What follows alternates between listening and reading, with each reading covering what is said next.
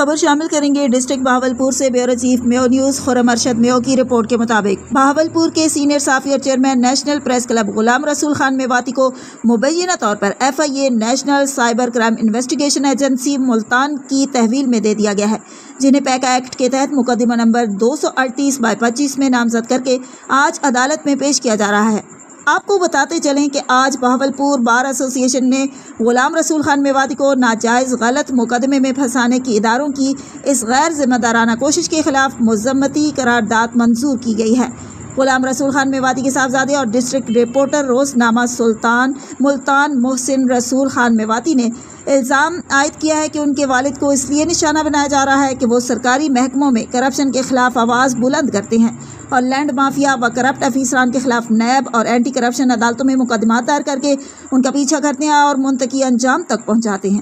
محسن رسول خان میواتی کے مطابق غلام رسول خان میواتی نے اربوں روپے کی سرکاری زمین لینڈ مافیا سے واگزار کروا کر حکومت کے نام منتقل کرائی اور مختلف ٹاؤن ڈیولپرز سے کروڑوں روپے کی کنڈونیشن فیسیں پنجاب حکومت کے اکاؤنٹس میں جمع کرائیں، جو ان کا اصل جرم بنا۔ ان کا کہنا ہے کہ اسی مخالفت کے باعث additional IG Punjab DG anti corruption Sohail Zafar Chattha اور متعلقہ اداروں نے ان کے والد کو بہاولپور سے زبردستی اٹھا کر FIA کے حوالے کیا۔